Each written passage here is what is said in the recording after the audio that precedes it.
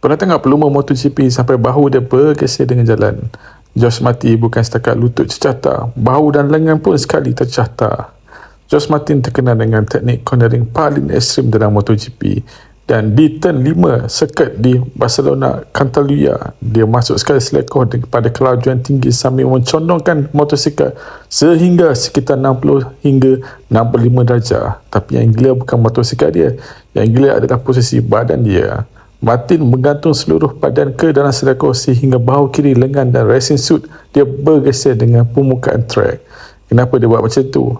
Sebab dengan mengalihkan berat badan ke dalam, pusat graviti berubah dan motosikal tak perlu condong lebih daripada yang diperlukan. Saya mengekalkan cengkaman maksimum ketika mengambil selekoh laju. Tambah pula dengan aerodinamik MotoGP moden yang menghasilkan downforce tinggi, motosikal kekal melekat pada trek walaupun nampak macam melawan hukum fizik.